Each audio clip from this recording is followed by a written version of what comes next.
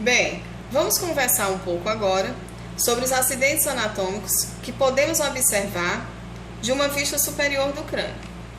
Podemos observar o osso frontal, a sutura coronal, os ossos parietais, a sutura sagital,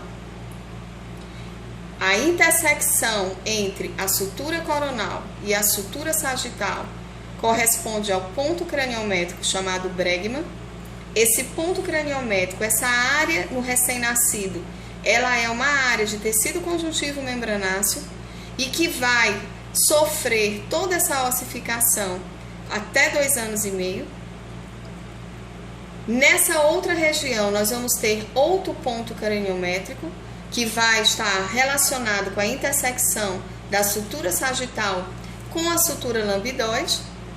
E o nome desse ponto é lambda, que também no recém-nascido é uma área de tecido conjuntivo membranáceo e que vai ossificar até os 6 meses de idade. Formato de triângulo, formato de losango no crânio do recém-nascido. Esse osso aqui é o osso occipital. Quando a gente vira a calota craniana nessa visão inferior, o que a gente consegue também observar? Conseguimos observar o osso frontal e nessa região nós temos a crista frontal. Nessa área nós vamos ter o sulco do seio sagital superior.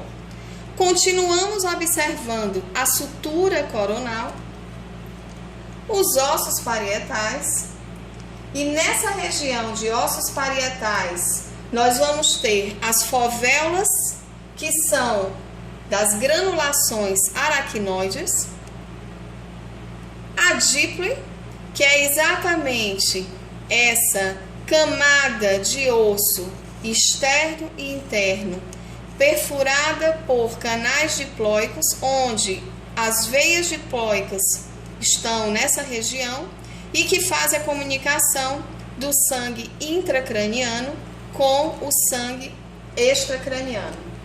Além disso, nós podemos observar nessas regiões mais laterais o sulco dos ramos dos vasos meníngeos médios, o sulco do seio sagital superior, ainda a sutura sagital, a sutura lambidoide e o osso occipital. Bem, quando nós partimos para a observação do crânio em uma vista anterior, o que nós podemos observar? Continuamos observando o osso frontal e nessa região nós temos o ponto craniométrico chamado de glabela, que está exatamente entre os arcos supraciliares. Nessa área vocês podem observar que a gente tem uma pequena elevação, é chamado de tubérculo frontal. Podemos observar os ossos nasais e a sutura internasal, a maxila, o zigomático. Podemos observar essa região de lacrimal, um pouco do osso etimoide, a asa menor do esfenoide, a asa maior do esfenoide e aqui a parte do osso zigomático. Obviamente que essas regiões elas vão receber nomes específicos, por exemplo, essa região aqui da maxila recebe o nome de face orbital da maxila.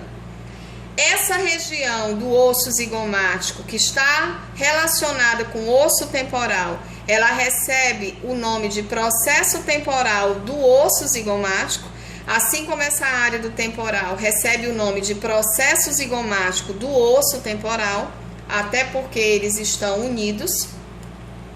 Nós temos ainda essa face orbital do osso zigomático, e nós podemos observar a lâmina orbital do etimoide.